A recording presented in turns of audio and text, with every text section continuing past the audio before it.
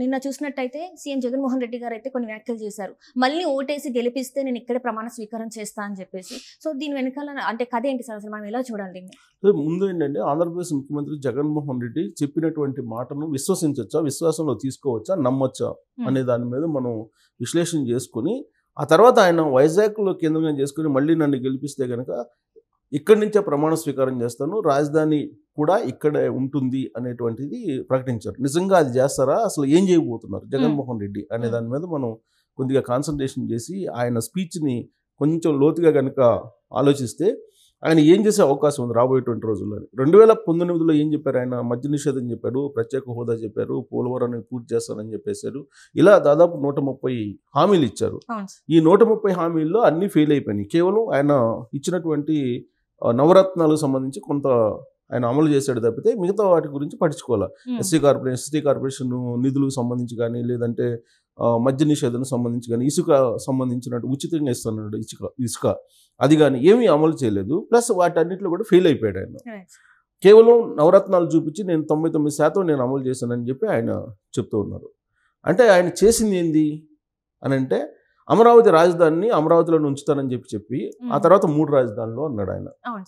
అంటే ఆయన చెప్పింది విని గనక మళ్ళీ ఓట్లు వేస్తే రాబోయేటువంటి రోజుల్లో ఏం జరుగుతుంది అనే దాని మీద కనుక మనం కొంచెం ఆలోచించి ఎక్స్పెక్ట్ చేసి ఆయన మనస్తత్వాన్ని, ఆయన పరిపాలనని కనుక కొంత అధ్యయనం చేసి ఏం చేయబోతున్నారని కనుక మనం ఎక్స్పెక్ట్ చేస్తే మళ్ళీ ఓటేసి గెలిపిస్తే, ఇప్పుడు ఆయన రాజధాని ఆల్రెడీ నా క్యాంప్ ఆఫీస్ అని చెప్పి వైజాగ్లో రిషికొండ మీద భవనాలు నిర్మించాడు. మళ్ళీ గెలిపిస్తే ఖచ్చితంగా కర్నూలులో అలాంటి భవనాన్ని మళ్ళీ ఒక 500 కోట్లతో 1000 కోట్లతో కట్టించేటువంటి అవకాశం ఉంది అని చెప్పి అనుకోవడంలో ఎలాంటి సందేహం కానీ ఎలాంటి బేషిజాలు కానీ ఉండవు ఎవరికి కూడా. ఎందుకంటే అమరావతిలోనే రాజధాని ఉంచుతాను, అమరావతి నుంచి నేను పరిపాలన చేస్తానని చెప్పి అసెంబ్లీ సాక్షిగా అలాగే ప్రజాక్షేత్రంలో కూడా చెప్పాడు ఆయన. మళ్ళీ ఇప్పుడేం చెప్తున్నాడు? వైజాగ్ రాజధాని, పరిపాలన రాజధాని వైజాగ్ ఉంటుంది, నేను మళ్ళీ ప్రమాణ స్వీకారం చేసి ఇక్కడి నుంచే చేస్తాను, పరిపాలన అక్కడి నుంచే చేస్తాను, అయినంత మాత్రాన నేను అమరావతిని దేశించట్లేదు, అమరావతి శాసన రాజధానిగా ఉంటుంది అని చెప్పాడు. అంటే అమరావతి శాసన రాజధానిగా ఉంటుంది, విశాఖము పరిపాలన రాజధానిగా ఉంటుంది. మరి జ్యుడిషియల్ రాజధాని కర్నూలులో ఆయన చెప్పిందే కదా. అంటే జ్యుడిషియల్ రాజధాని కర్నూలు కాబట్టి అక్కడ కూడా ఇంకో భవనం నిర్మించాలిగా. సో మళ్ళీ గెలిపిస్తే జగన్మోహన్ రెడ్డిని ఖచ్చితంగా కర్నూలులో ఇంకొక ప్యాలెస్ కట్టేటువంటి అవకాశం ఉంది అని చెప్పి ఎక్స్పెక్ట్ చేయొచ్చు. ఎందుకు ఎక్స్పెక్ట్ చేయొచ్చు అంటే ఆయన చెప్పినటువంటి మాట మీద నిలబడేటువంటి నాయకుడు కాదు, విశ్వసనీయత లేదు, మాట తప్పాడు, మడమ తిప్పాడు అనేక సందర్భాల్లో అనేది 2019 నుంచి ఇప్పటి వరకు మనం చూస్తే కనుక అర్థమవుతుంది. ఎన్నోసార్లు ఎన్నో అబద్ధాలు ఆయన చెప్పడం జరిగింది. కాబట్టి ఇప్పుడు జగన్మోహన్ రెడ్డిని మాట తప్పడు, మడమ తిప్పడు, విశ్వసనీయత కూడినటువంటి రాజకీయాలు చేస్తానని చెప్పి అప్పట్లో చెప్తే విన్నారు కానీ ఇప్పుడు వినేటువంటి పరిస్థితి లేదు. సో 3 రాజధానులు అనేటువంటి కాన్సెప్ట్నే ఆయన తీసుకున్నాడు. ఆయన ఒకవైపేమో అసెంబ్లీలో 3 రాజధానుల బిల్లునేమో వెనక్కి తీసుకున్నాడు. వెనక్కి తీసుకొని అక్కడేమో అమరావతి రైతులకు అమరావతిలో ఏదైతే ఒప్పందాలు చేసుకున్నారు సిఆర్డీఏ ఒప్పందం, ఆ ఒప్పందాల ప్రకారం అమరావతిలో వాళ్ళకి రాజధాని నిర్మించి ఇవ్వాలని చెప్పి కోర్టులు చెప్తున్నాయి. కానీ ఈయనేమో దాన్ని సవాల్ చేసి సుప్రీంకోర్టులో వేసాడు. సుప్రీంకోర్టులో పోరాడుతున్నారు. అమరావతి రాజధాని అనే దాన్ని సవాల్ చేస్తూ ఆయన సుప్రీంకోర్టులో పోరాడుతున్నారు. అంటే 3 రాజధానులకు సంబంధించినటువంటి అంశాన్ని ఆయన ఇంకా వీడలేదు. మానసికంగా ఆయన ఫిక్స్ అయిపోయాడు. సో మానసికంగా జగన్మోహన్ రెడ్డి ఫిక్స్ అయిపోతే ఇంకా అది నెరవేరేంత వరకు కూడా ఆయన వెనకాడ్డు అనేది ఆయన గురించి బాగా తెలిసినటువంటి వాళ్ళు చెప్పేటువంటి మాట. ఇప్పుడు అసలు వైజాగ్కి వెళ్ళి ఆడ పోయిందేమో పారిశ్రామిక సదస్సు, ఇండస్ట్రియలిస్టులని పిలిచి అక్కడ సమావేశాలు పెట్టాడు.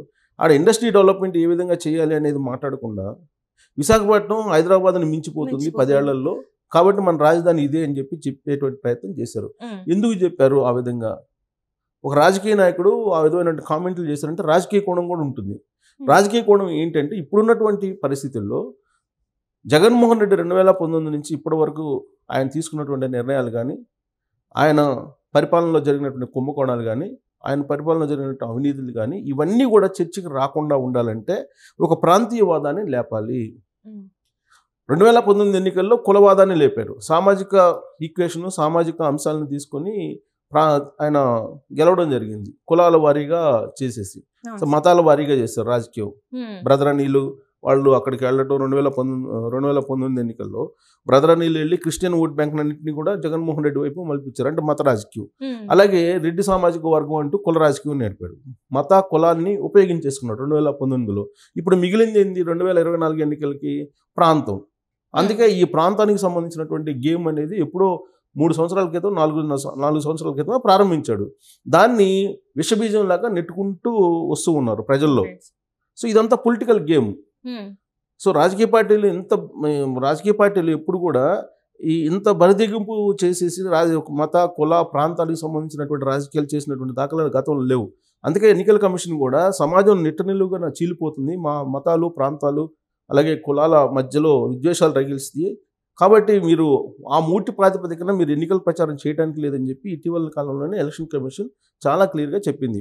అయినప్పటికీ కూడా జగన్మోహన్ రెడ్డి విశాఖ కేంద్రంగా చేసుకొని విశాఖ రాజధాని అనేటువంటి అంశాన్ని బయటికి పెట్టారు కాబట్టి ఖచ్చితంగా రాబోయేటువంటి రోజుల్లో ప్రాంతాల మధ్య చిచ్చు పెట్టి ప్రాంతాల మధ్య ఒక భావోద్వేగాలను రెచ్చగొట్టి మళ్ళీ ఎన్నికలకు వెళ్ళడానికి సిద్ధమవుతున్నాడు. 2024 ఎన్నికలకి జగన్మోహన్ రెడ్డి అనేది చాలా క్లియర్గా అర్థమవుతుంది ఆయన చెప్పినటువంటి మాటలను బట్టి.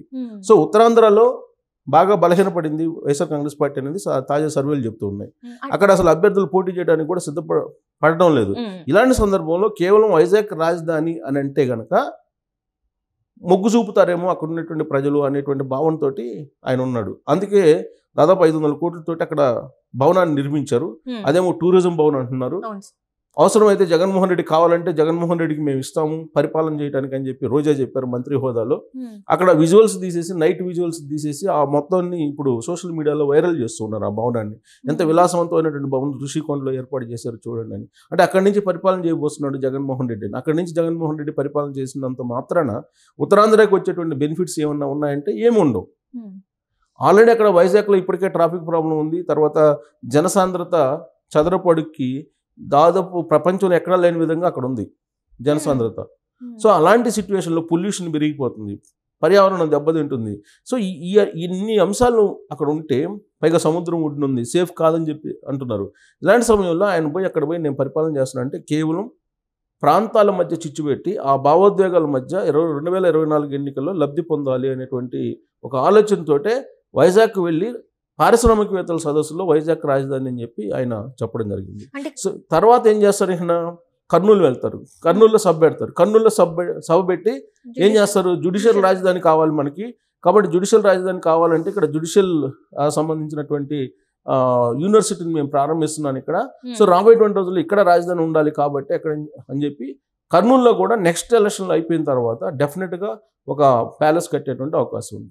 జగన్మోహన్ రెడ్డి గురించి కొంత అవగాహన ఉన్నటువంటి వాళ్ళు చెప్పేది ఏంటంటే ఇప్పుడు హైదరాబాద్లో ఒక విలాసవంతమైనటువంటి భవనం ఉంది, అలాగే బెంగళూరులో ఒక విలాసవంతమైనటువంటి అత్యంత అధునాతన సౌకర్యాలతో అక్కడ ఉందని చెప్పి అక్కడ చెప్తూ ఉంటారు. తాడేపల్లిలో ఒకటి ఉంది, ఇప్పుడు వైజాగ్లో ఒకటి ఏర్పాటు చేశారు. రాబోయేటువంటి రోజుల్లో కర్నూలులో ఏర్పాటు చేస్తారు. అలాగే ఇడుపులపాయలో ఆల్రెడీ ఒకటి ఉంది, కానీ కర్నూలులో కావాలి. 2 హెలికాప్టర్లు ఇప్పటికే బుక్ చేస్తున్నారు, ఆల్రెడీ ఒక హెలికాప్టర్ ఉంది. అంటే 3 రాజధానులకు 3 హెలికాప్టర్లు పెట్టుంచడం, తర్వాత 3 రాజధానులకు 3 భవనాలు, ఆయన వ్యక్తిగతమైనటువంటి విలాసవంతమైన భవనాలు బెంగళూరులో ఒకటి, తాడేపల్లిలో ఒకటి, హైదరాబాద్లో ఒకటి. అంటే మొత్తం 6 భవనాలు, 6 విలాసవంతమైనటువంటి భవనాలతోటి 3 హెలికాప్టర్లతోటి ఆయన లగ్జరీ లైఫ్ పొందడానికి ఒక మార్కెటింగ్ లాగా ప్రాంతీయవాదాన్ని చేసి ప్రజల్లో భావోద్వేగాలను రెచ్చగొట్టి ఓట్లు సంపాదించుకునేటువంటి ప్రయత్నం చేస్తున్నట్టు ఆయన వ్యాఖ్యలను బట్టి మనం విశ్లేషణ చేసుకోవడానికి అవకాశం ఉంది. Right sir, right, thank you so much sir.